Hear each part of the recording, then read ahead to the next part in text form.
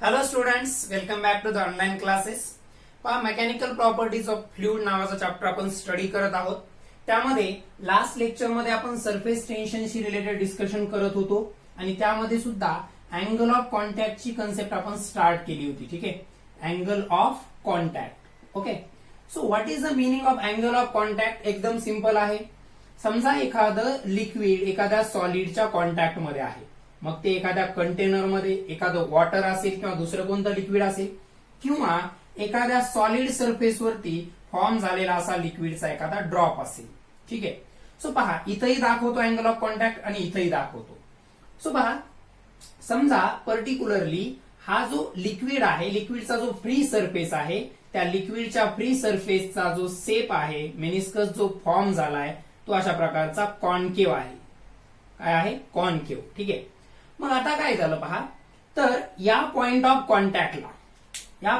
कॉन्टॅक्टला या free liquid सरफेसला मी एक tangent draw केली अशा प्रकारे. ओके, ही झाली टँजंट आणि ही ती कंटेनरची वॉल, म्हणजे ज्या सॉलिड सोबत ते लिक्विड कॉन्टॅक्ट मध्ये आहे ते सॉलिड. तर या दोघांमधला जो अँगल असणार आहे theta, measured inside the liquid, लिक्विडच्या मध्ये मोजायचा आहे. ठीक आहे, पहा इकडे लक्षात घ्या. इथं काय आहे, हा जो फ्री लिक्विड सरफेस आहे याचा इकडनं जर आपण टॉप कडून जर आपण त्याचा फ्री सरफेस ऑब्झर्व केला तर तो कसा आहे? कॉन्केव आहे.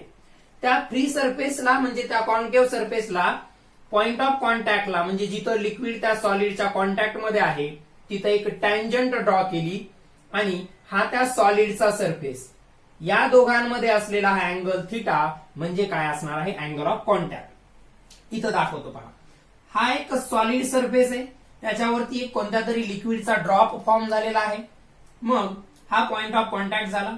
इथं जर आपण अशा प्रकारे टँजंट ड्रॉ केली तर हा सॉलिड सरफेस आणि लिक्विड सरफेसला ड्रॉ केलेली tangent at the point of contact यांच्यामधला इनसाइड दी लिक्विड मेजर केलेला अँगल म्हणजे अँगल ऑफ कॉन्टॅक्ट असतो. ठीक आहे, याच्याबद्दलचं डिस्कशन ऑलरेडी आपण केलेलं आहे. ठीक आहे, आणि आपण डिस्कस करत होतो conditions when angle of contact is concave, when it is convex. Angle of contact कधी ऍक्यूट असेल, concave convex are the types of meniscus, not angle. ठीक आहे, सो अँगल ऑफ कॉन्टॅक्ट कधी ऍक्यूट असेल, अँगल ऑफ कॉन्टॅक्ट कधी ऑब्च्युस असेल, याच्या condition आपण डिस्कस करत होतो.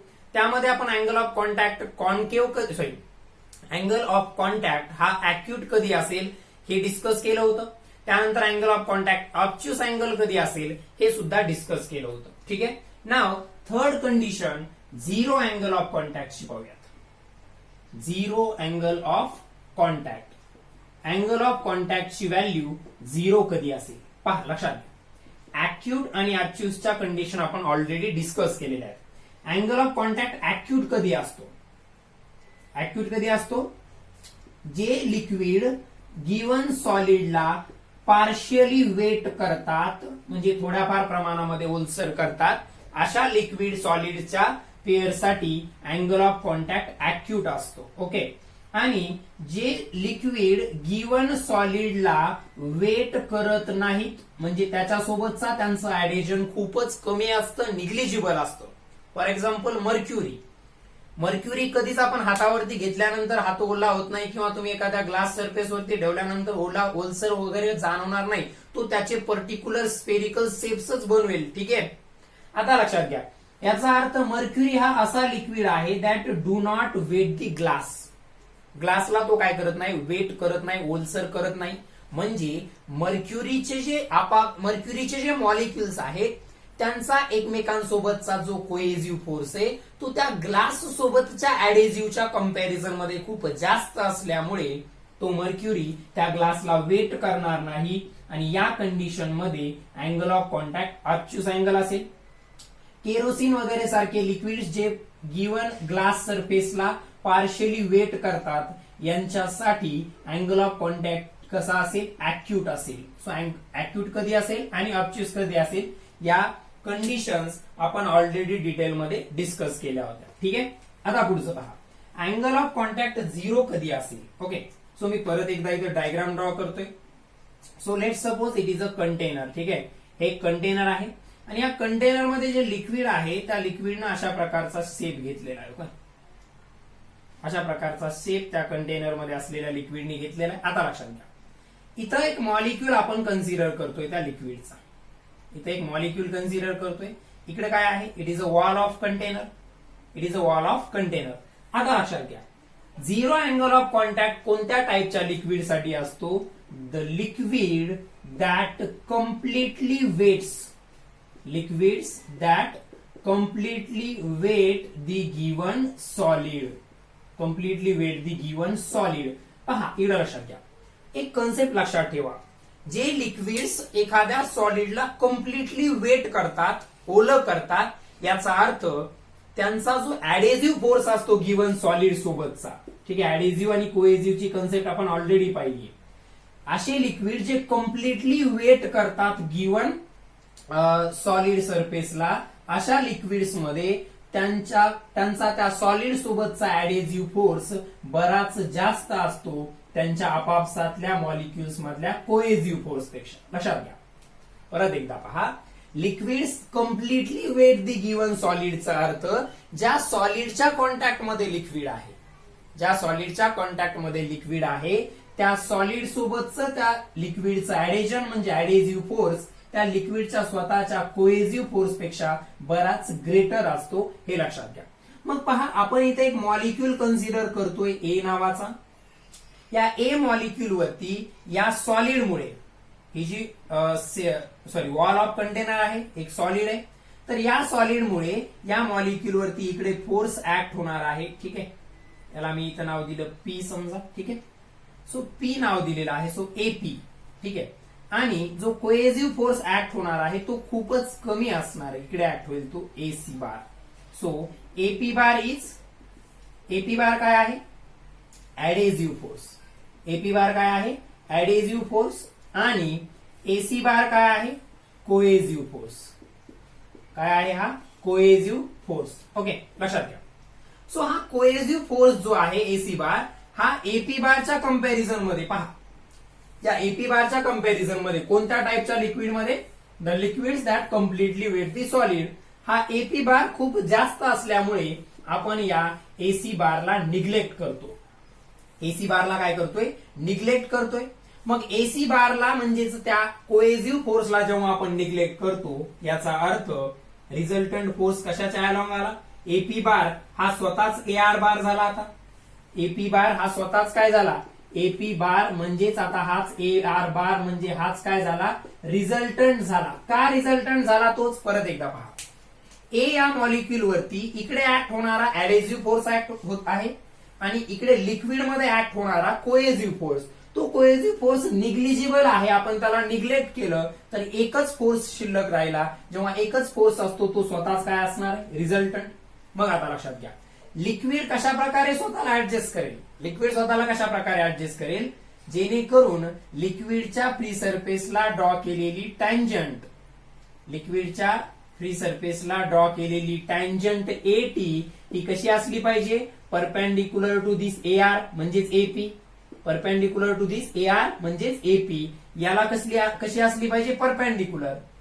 मग लिक्विड सरफेसला ड्रॉ केलेली टँजंट, लिक्विड सरफेसला ड्रॉ केलेली टँजंट एटी या एपी ला जर परपेंडिक्युलर पाहिजे असेल तर एटी ही along the wall of the container येईल. म्हणजे हा जो अँगल आहे हा 90 पाहिजे ना आपल्याला, हा 90 पाहिजे. ओके, आता लक्षात घ्या, आणि आपल्याला माहिती आहे पर्टिक्युलरली लक्षात घ्या, आपण काय केलं, हा अँगल कशासोबतचा अँगल, इथं थोडं कन्फ्युजन होऊ शकतं, ते आपण पहिल्यांदा दूर करूया. ठीक आहे, पहिल्यांदा पहा, आपण काय म्हणतोय, लिक्विड सरफेस स्वतःला कसं ऍडजस्ट करेल, जेणेकरून त्या लिक्विडच्या फ्री सरफेसला ड्रॉ केलेली टँजंट एटी ही या एआर ला म्हणजेच एपी ला, कारण तो एपीच आता स्वतः काय आहे, रिझल्टंट आहे, म्हणजे एआर आहे, त्याला ती टँजंट कशी असेल, परपेंडिक्युलर, म्हणजे tangent along the wall of container आली. ठीक आहे, आता अँगल ऑफ कॉन्टॅक्ट कडे या.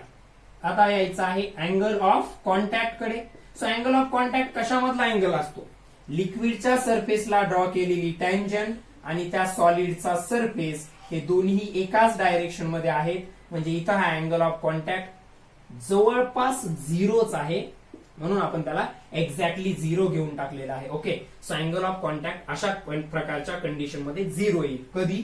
जेव्हा एखादं लिक्विड एखाद्या कंटेनर मध्ये असताना किंवा एखाद्या सॉलिडच्या कॉन्टॅक्ट मध्ये असताना जर ते त्या सॉलिडला कम्प्लिटली वेट करत असेल, जर ते त्या सॉलिडला कम्प्लिटली वेट करत असेल तर त्यावेळेस ते जे लिक्विडचा जो सरफेस आहे, फ्री लिक्विड सरफेस, तो अशा प्रकारचा शेप घेतो जेणेकरून त्या फ्री लिक्विड सरफेसला ड्रॉ केलेली टँजंट, फ्री लिक्विड सरफेसला ड्रॉ केलेली टँजंट ही त्या कंटेनरच्या किंवा सॉलिडच्या अलॉंगच येते, म्हणजे अँगल ऑफ कॉन्टॅक्ट कसा येईल? 0 येईल.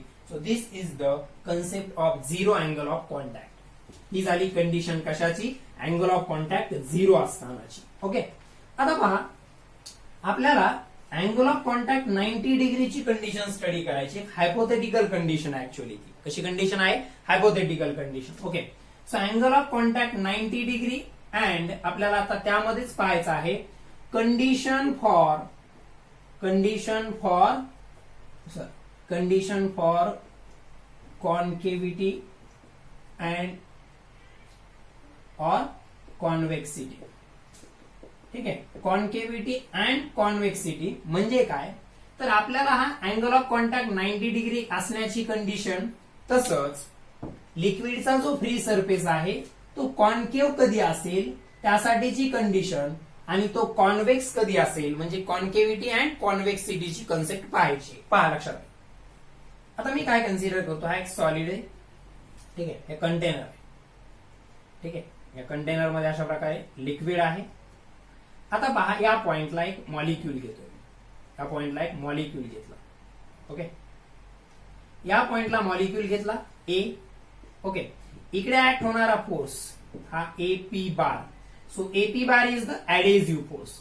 त्या कंटेनरच्या वॉलमुळे त्या मॉलिक्यूल वरती ऍक्ट होणारा ऍडेझिव्ह फोर्स. आणि इथे हा कोएझिव्ह फोर्स एसी बार हा सी आहे. ओके, सो एसी बार हा काय झाला? कोएझिव्ह फोर्स. हा काय झाला? कोएझिव्ह फोर्स. Consider hypothetical liquid. आता पहा, हा एसी बार जो आहे, हा एसी बार म्हणजेच तो जो कोएझिव्ह फोर्स आहे त्याचा या वॉल सोबतचा अँगल आहे समजा 45 डिग्री. किती आहे? 45 डिग्री. आता हा 45 डिग्री आहे, तेव्हा या दोघांचा रिझल्टंट काय होईल? पहा, हा 45 आहे, तर जवळपास या दोघांचा रिझल्टंट या कंटेनरच्या वॉलच्या अलॉंग येत आहे. हा ए आर बार. पहा, लक्षात घ्या व्यवस्थित. हा एसी बार काय आहे? कोएझिव्ह फोर्स. एपी बार कसा आहे? ऍडेझिव्ह फोर्स. या कंडिशन मध्ये हा ए आर बार कंटेनरच्या वॉलच्या अलॉंग आलाय आणि आपल्याला माहितीये हा रिझल्टंट झाला. ए आर बार काय झाला? रिझल्टंट फोर्स झाला. A R bar is the resultant force. आणि मग लिक्विड सरफेस कसा बिहेव करेल की या रिझल्टंट फोर्सला म्हणजे ए आर बारला जर आपण टँजंट त्या लिक्विड सरफेस वरती ड्रॉ केली एटी, तर ती एटी या ए आर ला कशी पाहिजे? इक्विलिब्रियम कंडिशन काय आहे? एटी परपेंडिक्युलर पाहिजे कशाला? ए आर बारला. एटी परपेंडिक्युलर पाहिजे कशाला? ए आर बारला. आणि ते असण्यासाठी टँजंट या डायरेक्शन मध्ये ड्रॉ करावी लागेल. परत एकदा पहा, हे अशा प्रकारे फोर्स ऍक्ट झालेत. आपण एक हायपोथेटिकल लिक्विड कन्सिडर केलंय ज्यामध्ये एपी इकडे, एसी इकडे आणि दोघांचा रिझल्टंट इकडे आला along the wall of the container. मग ए आर बार म्हणजेच या एपी बार आणि एसी बारचा जो रिझल्टंट आहे ए आर बार, तो along the wall of container आलाय. म्हणजे त्या लिक्विड सरफेसला आपण जी टँजंट ड्रॉ करणार आहोत ती अशा प्रकारे येईल, हॉरिझॉन्टल. ओके, मग आता अँगल ऑफ कॉन्टॅक्ट कडे या. पहा, आपण टँजंट ड्रॉ करण्यासाठी या ए आर ला कन्सिडर करतो. एकदा टँजंट ड्रॉ केली की ए आर चा संबंध संपला. ओके, आता अँगल ऑफ कॉन्टॅक्ट म्हणजे काय असतो? ती कंटेनरची वॉल आणि ड्रॉ केलेली टँजंट. पहा, पहिल्यांदा टँजंट कशी ड्रॉ करतो आपण. आपल्याकडे सॉरी दोन फोर्सेस असतात. एक adhesive force on this molecule due to this solid आणि एक cohesive force due to the liquid. Okay, हे लिक्विड आहे आणि या लिक्विडमुळे या ए मॉलिक्यूल वरती जो कोएझिव्ह फोर्स ऍक्ट होतो तो इकडे आला. आपण एक हायपोथेटिकल लिक्विड कन्सिडर केलं ज्याचा रिझल्टंट एपी बार आणि एसी बारचा along the wall of container आला. मग इक्विलिब्रियम कंडिशन साठी आपण जी टँजंट फ्री सरफेस ऑफ लिक्विडला ड्रॉ करणार आहोत ती इकडे आली. आता अँगल ऑफ कॉन्टॅक्टची तर डेफिनेशन आपल्याला माहिती आहे. फ्री लिक्विड सरफेसला ड्रॉ केलेली टँजंट आणि कंटेनरची वॉल यांच्यातला हा अँगल म्हणजे अँगल ऑफ कॉन्टॅक्ट असतो, तो किती आला 90 डिग्री. ओके, तर हे असण्यासाठीची कंडिशन काय आहे ते पाहूया. हे असण्यासाठीची कंडिशन अशा प्रकारची आहे. हा जो एपी बार आहे, हा एपी बार म्हणजे ऍडेसिव्ह फोर्स, हा AC bar divided by √2 exactly एवढा असला पाहिजे. So right down this condition, directly note down करायची आपल्याला. ओके, सो हे हायपोथेटिकल लिक्विडच्या कंडिशन मध्ये घडेल. So AP bar equals to AC bar divided by √2, म्हणजे हा ऍडेसिव्ह फोर्स या कोएसिव्ह फोर्सला √2 न डिवाइड केल्यानंतर जो मॅग्निट्यूड येईल त्याच्या इक्वल असला पाहिजे. मग आता कॉन्केव्हिटीची कंडिशन काय आहे, कॉन्केव्हिटीची कंडिशन काय आहे आणि कॉन्व्हेक्सिटीची कंडिशन काय आहे ते पाहूयात. कॉन्केव्हिटीची कंडिशन काय आहे आणि कॉन्व्हेक्सिटीची कंडिशन काय आहे ते पाहूयात. पहा, आपण कॉन्केव्ह सरफेस कधी असतो आणि कॉन्व्हेक्स कधी असतो हे ऑलरेडी कालच्या लेक्चरमध्ये डिस्कस केलं होतं. Exactly angle of contact 90 degree असण्यासाठी हा एपी बार, बहुतेक काल सुद्धा आपण हेच नाव हेच सिम्बॉल्स APR हेच यूज केले असतील असं मी कन्सिडर करतो. नसेल तरी तुम्ही तिथं नाव हेच घ्या, कारण आता आपण कंडिशन स्टडी करतोय ना कॉन्केव्हिटी आणि कॉन्व्हेक्सिटीच्या, त्यामध्ये मी हीच नावं यूज करतोय APRCT. हेच कालच्या मध्ये असतील तर ठीक आहे, नसेल तर हे नावं तिथं देऊन घ्यायचे. ओके, आता लक्षात घ्या. आपल्याला माहितीये सरफेस कॉन्केव्ह कधी असतो, सरफेस कॉन्केव्ह कधी असतो तर जेव्हा लिक्विड पार्शियली वेट करतं, म्हणजेच असं म्हणूया लिक्विड जेव्हा गिवन सॉलिडला वेट करतं, लिक्विड जेव्हा गिवन सॉलिडला वेट करतं तेव्हा सरफेस कॉन्केव्ह असतो आणि जेव्हा ते वेट करत नाही तेव्हा सरफेस कॉन्व्हेक्स असतो. ओके, मग आता वेट करतो याचा अर्थ ऍडेसिव्ह फोर्स जास्त असतो. लिक्विड गिवन लिक्विड या सॉलिडला म्हणजेच कंटेनरच्या वॉलला, गिवन लिक्विड या सॉलिडला म्हणजेच कंटेनरच्या वॉलला वेट करतो, ओलं करतो, म्हणजे त्याचा सॉलिड सोबतचा अपेक्षण जास्त आहे, म्हणजे ऍडेसिव्ह फोर्स बऱ्यापैकी जास्त असतो. म्हणजे कॉन्केव्हिटीसाठी ऍडेसिव्ह फोर्स जास्त असतो, कॉन्व्हेक्सिटीसाठी ऍडेसिव्ह फोर्स कमी असतो. सो कॉन्केव्हिटीची कंडिशन आहे हा एपी बार ग्रेटर असला पाहिजे एसी बार डिवायडेड बाय √2 आणि कॉन्व्हेक्सिटीसाठीची कंडिशन आहे हा एपी बार लेस असला पाहिजे एसी बार बाय √2. पहा, एक्झॅक्टली अँगल ऑफ कॉन्टॅक्ट जेव्हा आपल्याला 90 डिग्री पाहिजे असतो तेव्हा ही कंडिशन आहे. कॉन्केव्हिटीची कंडिशन आहे हा एपी बार म्हणजेच ऍडेसिव्ह फोर्स. एपी बार म्हणजेच काय, इथं ऍडेसिव्ह फोर्सला आपण कोणत्या नोटेशननं दाखवलंय, एपी बारनं, आणि कोएसिव्ह फोर्सला आपण कोणत्या सिम्बॉलनं दाखवलं आहे, कोएसिव्ह फोर्सला आपण डिनोट केलंय एसी बारनं. तर कॉन्केव्हिटी ची कंडिशन आहे हा एपी बार ग्रेटर असला पाहिजे AC bar by √2, he मिनिममची condition, एवढं तर असलंच पाहिजे. आणि कॉन्व्हेक्सिटीची कंडिशन एपी बार हा लेस असला पाहिजे AC bar by √2. Okay, so this is all about the angle of contact and the condition for concavity and convexity. Okay, so I hope you understood this. आता लक्षात घ्या, इथं थोडं कन्फ्युजन काय होऊ शकतं ते आपल्याला टाळायचं आहे. तिने एक डायग्राम मध्ये पहा, सरफेस जेव्हा कॉन्केव्ह होता तेव्हा काय झालं. सरफेस अशा प्रकारचा कॉन्केव्ह होता, पहिल्यांदा काय करायचं, इथं पर्टिक्युलरली काय झालं, इकडे ऍक्ट होतोय ऍडेसिव्ह फोर्स एपी बार, इकडे ऍक्ट होत होता पर्टिक्युलरली हा एसी बार एसी बार म्हणजे कोएसिव्ह फोर्स, आणि यांचा जो रिझल्टंट आला होता हा या डायरेक्शन मध्ये आला होता, इकडे हा AR बार. आता लक्षात घ्या, आपण टँजंट या AR बारला परपेंडिक्युलर काढतो, टँजंट या AR बारला परपेंडिक्युलर काढतो, ही AT. एकदा टँजंट ड्रॉ केली की AR बारचं काही काम नाहीये. आता अँगल ऑफ कॉन्टॅक्ट कोणत्या दोघातला असणार, ही कंटेनरची वॉल आणि ही टँजंट यांच्यामधला, म्हणजे टँजंट ड्रॉ करेपर्यंतच AR बारला कन्सिडर करायचं, नाहीतर तुम्ही हाच अँगल कन्सिडर कराल. ठीक आहे, पहा, एपी बार म्हणजे ऍडेसिव्ह फोर्स इकडे, एसी बार म्हणजे कोएसिव्ह फोर्स इकडे. अशा प्रकारचे लिक्विड जे सॉलिडला वेट करतात यांच्या कंडिशन मध्ये एपी बार हा एसी बार बाय √2 पेक्षा जास्त असतो आणि त्यांचा रिझल्टंट इकडे येतो, त्यांचा रिझल्टंट त्या सॉलिड मध्ये येतो. मग इक्विलिब्रियमची कंडिशन असं सांगते, या रिझल्टंटला परपेंडिक्युलर असली पाहिजे फ्री लिक्विड सरफेसला ड्रॉ केलेली टँजंट एटी. मग ती आपण ड्रॉ करून घेतली. आता याचं काम संपलं. आपल्याला अँगल ऑफ कॉन्टॅक्ट सांगायचा आहे, तर तो या कंटेनरची वॉल आणि ही टँजंट यांच्या दोघांमधला आहे थिटा. या कंडिशन मध्ये तो ऍक्यूट अँगल आहे. पहा, ही कंडिशन झाली, तो अँगल ऍक्यूट आला आणि सरफेस कसा आहे, कॉन्केव्ह आहे. हे नोट डाऊन करून घ्या. ओके, पहा सगळे मी इन शॉर्ट पॉइंट एकत्र केले. सो हा AP bar AC bar by √2 पेक्षा ग्रेटर असला पाहिजे आणि सरफेस कॉन्केव्ह येईल, अँगल ऍक्यूट आहे. ओके, अशा प्रकारे. आता पुढची कंडिशन, जे लिक्विड्स त्या गिवन सॉलिडला वेटच करत नाही त्यांच्यामध्ये अशा प्रकारचा शेप येतो. मग हा झाला पॉइंट. मग आता इथं हा पहा, ए हा मॉलिक्युलचं नाव ए, हा पी, इथं हा जास्त असणार आहे, एसी बार हा जास्त असणार आहे. मग याच्यामुळे काय झालं पहा, यांचा जो रिझल्टंट आलेला आहे, यांचा जो रिझल्टंट आलाय हा इकडे आला लिक्विड मध्ये, हा A R bar. Okay, so आता काय झालं पहा, इथं मॉलिक्युल आहे ए, हा रिझल्टंट इकडे आला, म्हणजे टँजंट त्याला परपेंडिक्युलर येण्यासाठीच हा सरफेस असा कॉन्व्हेक्स झालाय. आता ए आर बारला सोडा, ही कंटेनरची वॉल आणि ही टँजंट यांच्यातला अँगल काय झाला, थिटा. सो ही कंडिशन काय असली पाहिजे, हा एपी बार लेस असला पाहिजे एसी बार बाय √2 पेक्षा, म्हणजे ऍडेसिव्ह फोर्स कमी आहे. या कंडिशन मध्ये अँगल ऑफ कॉन्टॅक्ट एक ऍब्च्युस अँगल आहे आणि सरफेस जो आहे फ्री लिक्विड सरफेस तो कॉन्व्हेक्स आहे. ओके, या दोन कंडिशन आपण ऑलरेडी काल स्टडी केल्या होत्या. झिरो अँगलची कंडिशन आपण आजच डिस्कस केलेली आहे. ठीक आहे, ती सुद्धा परत एकदा ड्रॉ करून दाखवतो. ठीक आहे, याला व्यवस्थित नोट डाऊन करून घ्या.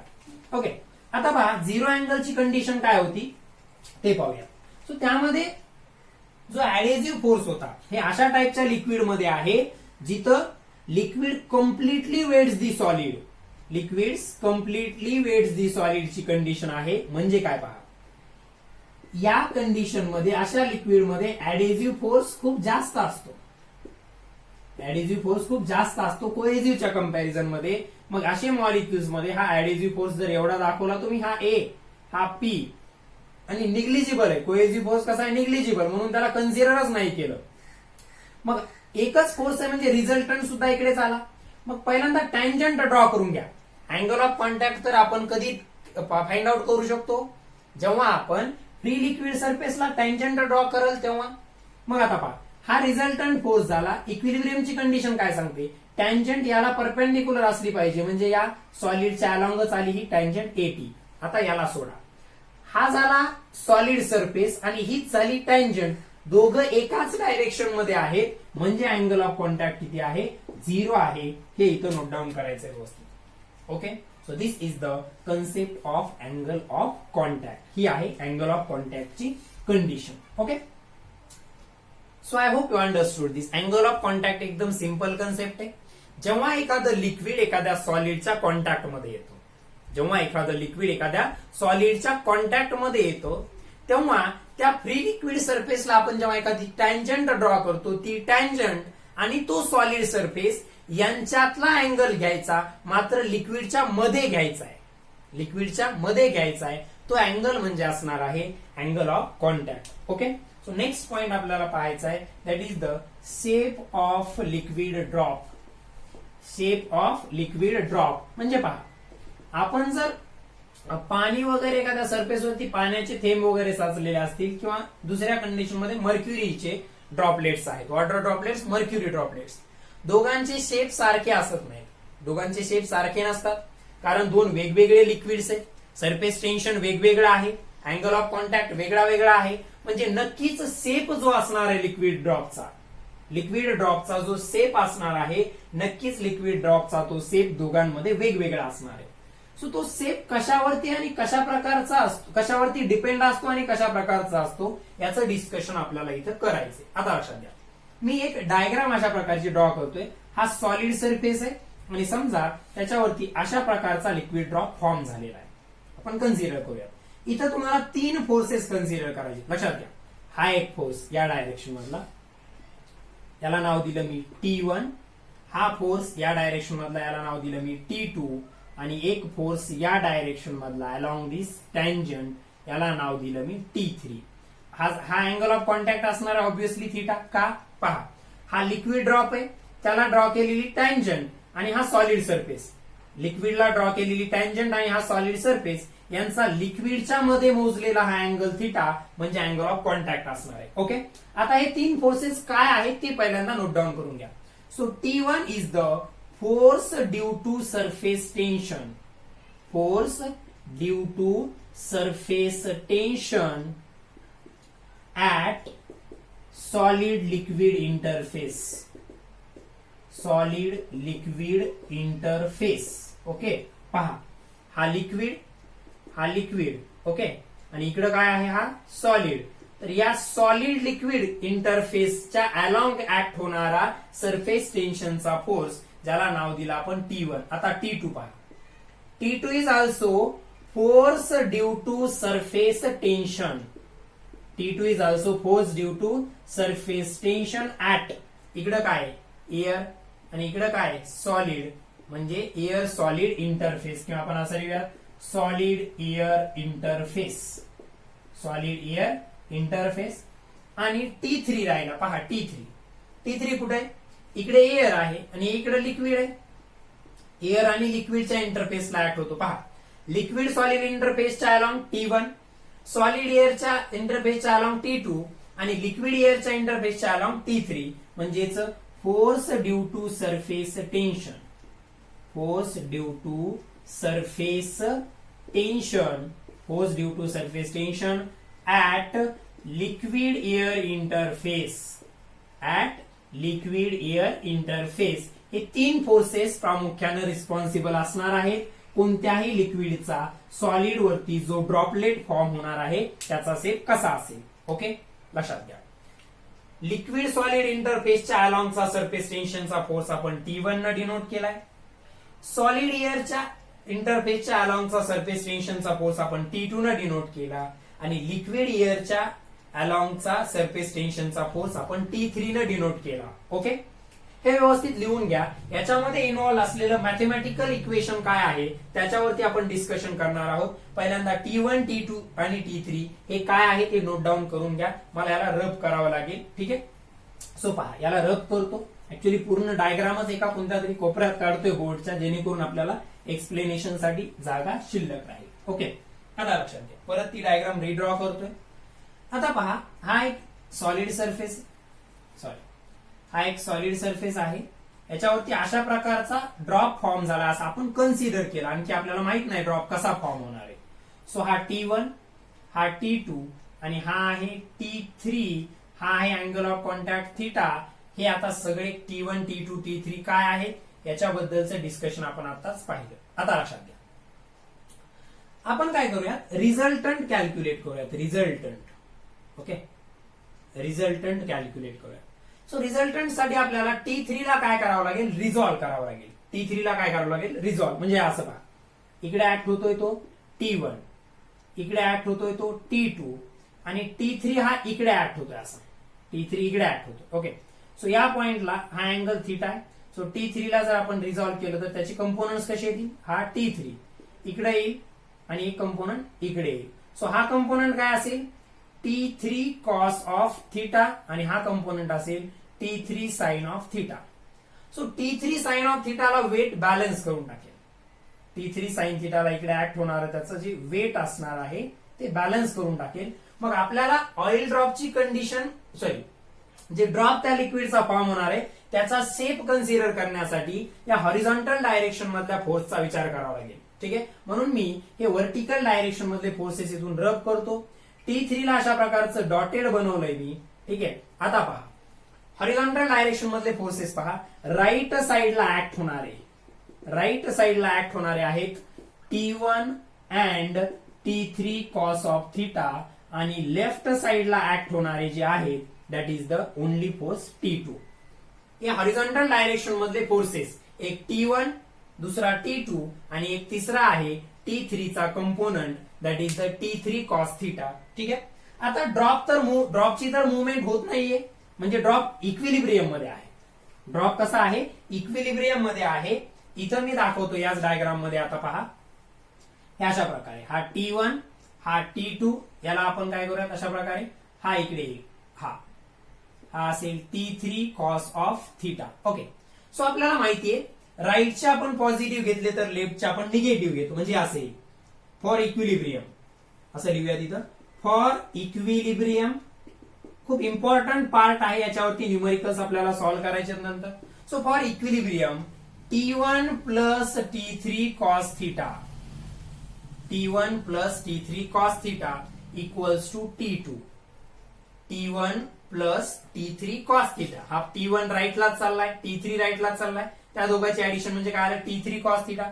So T3 cos of theta equals to T2 minus T1, T2 minus T1 म्हणजे cos थीटा इक्वल्स टू काय आलं, हा T1 इकडे मायनस झाला, हा T3 डिवाइड होईल. So cos theta will be equals to T2 minus T1 divided by T3. ही अशा प्रकारची कंडिशन आली. यावरून आपण ठरवूयात थीटाची व्हॅल्यू कशा प्रकारे चेंज होईल T1, T2 आणि T3च्या कंडिशन नुसार. ओके, सो कंडिशन नंबर 1 पहा, व्यवस्थित लक्षात घ्या. हॉरिझॉन्टल डायरेक्शन मधली इक्विलिब्रियम कन्सिडर केली. एक T3 चा component T3 cos theta towards right, T1 towards right आणि T2 टुवर्ड्स लेफ्ट इथं ऍक्ट झालेला आहे. T2 टुवर्ड्स लेफ्ट इकडे ऍक्ट झालेला. Okay, so for equilibrium T1 plus T3 cos theta equals to T2. Okay, मग हे काय आलं T3 cos theta equals to T2 minus T1 म्हणजेच cos theta equals to T2 minus T1 divided by T3. Okay, condition number 1. T2 minus T1 positive येण्यासाठी, T2 minus T1 positive येण्यासाठी T2 greater पाहिजे T1 पेक्षा, T2 greater than T1. Okay, मला ब्रॅकेटची काय आवश्यकता नाहीये. T2 greater than T1 and पुढची गोष्ट आहे का T3 ग्रेटर दॅन दिस सबस्ट्रॅक्शन T2 मायनस T1. या दोघांवरून आपल्याला काय लक्षात आलं, पहिली कंडिशन पहा, पहिल्याच कंडिशन मध्ये त्यात परत एक T2 is greater than T1. T2 is greater than T1 म्हणजे न्यूमरेटर पॉझिटिव्ह येणार आहे. T2 is greater than T1 म्हणजे न्यूमरेटर पॉझिटिव्ह येणार आहे. परंतु न्यूमरेटर ज्याची व्हॅल्यू पॉझिटिव्ह येईल तो डिनॉमिनेटर पेक्षा लहान आहे. डिनॉमिनेटर काय T3. आपण कंडिशन काय कन्सिडर केली, T3 is greater than T2 minus T1 म्हणजे हा पॉझिटिव्ह तर आहे. ही जी टर्म आहे ना T2 मायनस T1 ही पॉझिटिव्ह आहे, कारण T2 हा T1 पेक्षा मोठा आहे.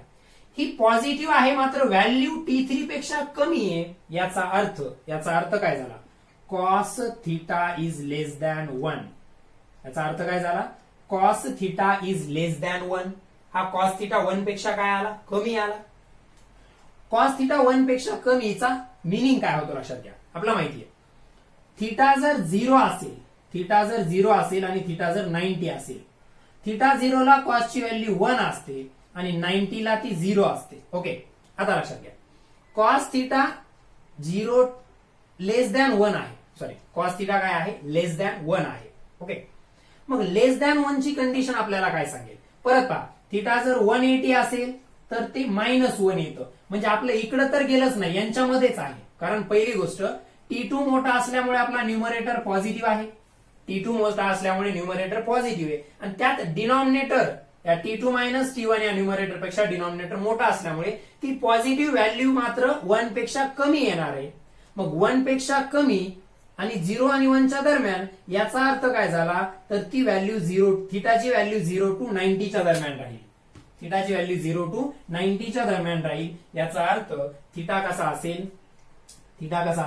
थीटा ऍक्यूट अँगल असेल. म्हणजे आपण जी डायग्राम ड्रॉ केली आहे ती या कंडिशन नंबर 1 ला रिप्रेझेंट करते. परत एकदा पहा, हे आलं आपल्याकडे cos theta equals to T2 minus T1 divided by T3. T2 is greater than T1. याचा अर्थ हा पॉझिटिव्ह आला. मात्र सेकंड कंडिशन त्यामध्येच T3 इज ग्रेटर दॅन, हा जो ब्रॅकेट आहे T2 मायनस T1 त्याच्यापेक्षा सुद्धा T3 मोठा आहे, म्हणजे cos theta is less than 1 म्हणजे थीटा ऍक्यूट अँगल आहे. ओके, त्याला व्यवस्थित विचार करून पहा. कॉसचा टेबल त्याच ठिकाणी माहित असणं आवश्यक आहे. First condition. ओके, सो अशा प्रकारचा ड्रॉप तयार होईल. ओके, ऍक्यूट अँगल जेव्हा असतो तेव्हा असा ड्रॉप तयार होतो. आता second condition, T1 is greater than T2.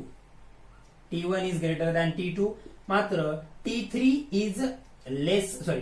Is greater than this T1 minus T2. आता लक्षात घ्या, T1 मोठा आहे T2 पेक्षा, म्हणजे न्यूमरेटर निगेटिव्ह मध्ये येईल. मात्र त्याची जी व्हॅल्यू येणार आहे मायनस मध्ये ती डिनॉमिनेटर पेक्षा छोटी आहे. पहा इथं T1 मोठा आहे म्हणून आपण सबस्ट्रॅक्शन कोणतं घेतलं, T1 मायनस T2. हे लहान येणार आहे कशापेक्षा, T3 पेक्षा. कशापेक्षा, T3 पेक्षा. म्हणजे या कंडिशन मध्ये थिटा हा ऑब्च्युस अँगल असेल का, पहा थिटा 90 असताना व्हॅल्यू किती असते 0 आणि थिटा 180 असताना व्हॅल्यू किती असते -1. म्हणजे हे जे पूर्ण रेशो येणार आहे सेकंड कंडिशनला तुम्ही व्यवस्थित पहा, हा जो पूर्ण रेशो येणार आहे हा मायनस मध्ये येईल, मात्र व्हॅल्यू त्याची 1 पेक्षा लहान असेल. म्हणजे -0.5 किंवा -0.63 अशा व्हॅल्यूज येतील तुम्ही जर सेकंड कंडिशनला व्यवस्थित पाहिलं तर. आणि त्या व्हॅल्यू कुठून कुठपर्यंतच्या अँगलच्या मध्ये येणार आहेत, 90 डिग्री पासून 180 डिग्री दरम्यान. म्हणजे अँगल ऑफ कॉन्टॅक्ट कसा असणार आहे, ऑब्च्युस अँगल असणार आहे. Angle of contact obtuse angle असेल तेव्हा समजा हा सॉलिडचा सरफेस आहे आणि याच्यावरती जो लिक्विड ड्रॉप फॉर्म होईल तो अशा प्रकारच्या शेपचा असेल. ओके, म्हणजे हे इकडे येईल पहा, ही टँजंट इकडे आली, हा फ्री सरफेस हा सॉलिड आणि हा लिक्विडच्या फ्री सरफेसला काढलेली टँजंट अशा प्रकारची येईल आणि हा अँगल ऑफ कॉन्टॅक्ट थिटा कसा आलाय, ऑब्च्युस अँगल आलाय. ठीक आहे, म्हणजे आपण जी डायग्राम एक्सप्लेनेशन साठी ड्रॉ केली होती that diagram justifies the first condition. ती कोणत्या कंडिशन साठी, फर्स्ट. पहा सिंपल मॅथमॅटिक्स आहे, तुम्हाला कॉस्टचे रूल या ठिकाणी माहित असले पाहिजे. काय माहित असणं गरजेचं आहे, कॉस्टचे रूल्स माहित असणं आवश्यक आहे. ठीक आहे, so angle of contact liquid drop, जेव्हा अँगल ऑफ कॉन्टॅक्ट ऍक्यूट येतो अशा प्रकारचा लिक्विड ड्रॉप तयार होईल. अँगल ऑफ कॉन्टॅक्ट ऑब्च्युस येतो अशा प्रकारचा. जनरली वॉटर ड्रॉपलेट्स असे फॉर्म होतात आणि मर्क्युरी ड्रॉपलेट्स अशा प्रकारचे फॉर्म होतात. ओके, ऑलरेडी आपण या कंडिशन कंटेनर मध्ये जेव्हा लिक्विड असतं त्यासाठी एक्सप्लेन केलेले आहेत. आता आपण लिक्विड ड्रॉपचा शेप कसा असेल ते एक्सप्लेन करतो. ओके, सो आता पहा ऍक्यूट अँगल ऑफ कॉन्टॅक्ट असताना लिक्विड ड्रॉपचा शेप कसा असतो, त्यानंतर ऑब्च्युस अँगल ऑफ कॉन्टॅक्ट असताना कशा प्रकारच्या कंडिशन्स आहेत ते आपण डिस्कस केलं. ठीक आहे, जी मेन कंडिशन आपली ती काय आहे, cos theta equals to T2 minus T1 divided by T3. Okay, आता लक्षात घ्या पुढची कंडिशन, जेव्हा हा T2 मायनस T1 इक्वल असेल कशाच्या, T3च्या.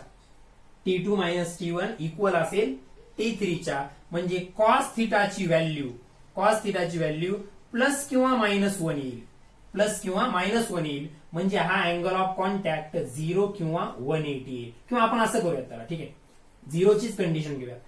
T2 is greater than T1 म्हणजे न्यूमरेटर कसा येईल, पॉझिटिव्ह. आणि त्यामध्ये हा T2 मायनस T1 हा जो न्यूमरेटर आहे हा लेस असेल, हा इक्वल असेल T3च्या. पहा, एक तर न्यूमरेटर पॉझिटिव्ह पण आहे आणि न्यूमरेटरची व्हॅल्यू डिनॉमिनेटर एवढी आहे. न्यूमरेटर पॉझिटिव्ह का आहे, न्यूमरेटर मध्ये आपल्याकडे T2 मायनस T1 आहे ज्यामध्ये T2 ग्रेटर आहे, म्हणजे मोठ्यातून छोटा आपण मायनस करतोय म्हणजे न्यूमरेटर पॉझिटिव्ह येईल. आणि त्यामध्ये आपण आणखी कंडिशन काय ठेवली आहे, T2 मायनस T1 म्हणजे न्यूमरेटर इक्वल्स टू डिनॉमिनेटर, म्हणजे कॉस थिटाची व्हॅल्यू 1 येईल. हा रेशो काय येईल 1, आणि कॉस थिटाची व्हॅल्यू 1 कधी येते, अँगल 0 डिग्री असताना. So theta will be equals to 0. हे लक्षात ठेवा. Okay, theta is equals to 0.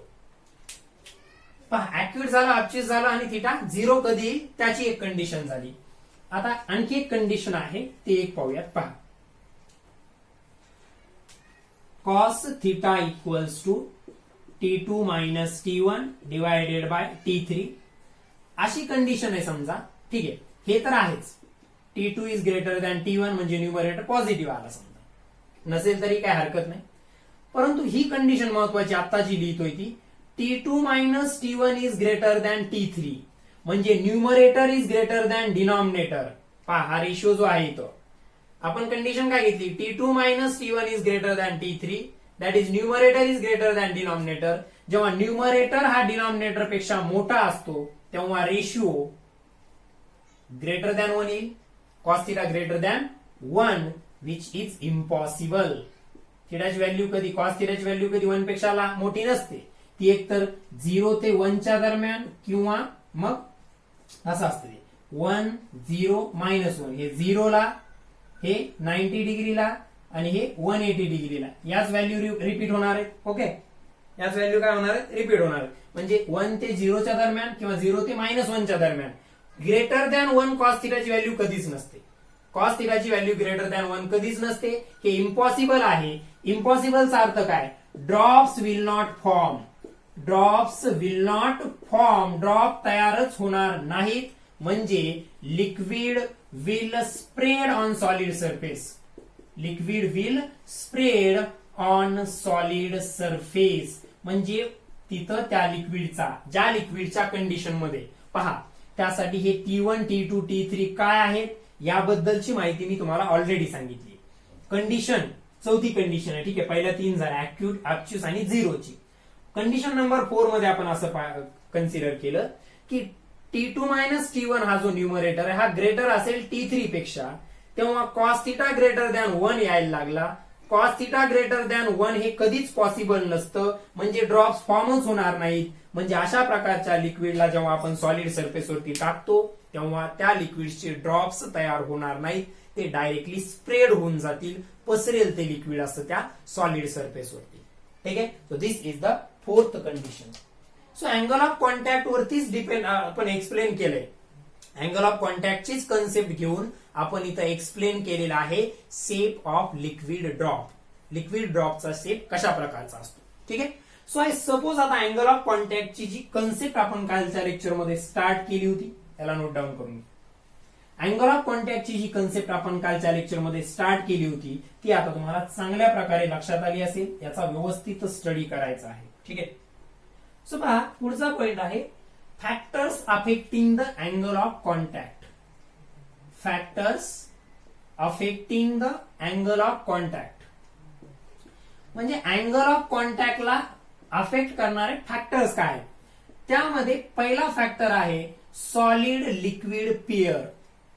Solid liquid pair म्हणजे वेगवेगळ्या सॉलिड लिक्विड पेयर साठी अँगल ऑफ कॉन्टॅक्ट वेगवेगळे असतात. वेगवेगळ्या सॉलिड लिक्विड पेयर साठी अँगल ऑफ कॉन्टॅक्ट वेगवेगळे असतात. जेव्हा आपण प्युअर वॉटर आणि ग्लास, काच आणि शुद्ध पाणी, प्युअर वॉटर आणि ग्लास यांच्यातला अँगल ऑफ कॉन्टॅक्ट घेतो तो 0 येतो. ठीक आहे. तेच आपण जेव्हा मर्क्युरी आणि ग्लास यांच्यासाठीचा अँगल ऑफ कॉन्टॅक्ट घेतो तो 140 डिग्री येतो. किंवा तुम्ही मग केरोसिन आणि ग्लास यांच्यामधला जर अँगल ऑफ कॉन्टॅक्ट घेतला तर तो 26 डिग्रीच्या आसपास येतो. म्हणजे पहा, हे केरोसिन ग्लास ही पेयर ऍक्यूट अँगलला रिप्रेझेंट करते.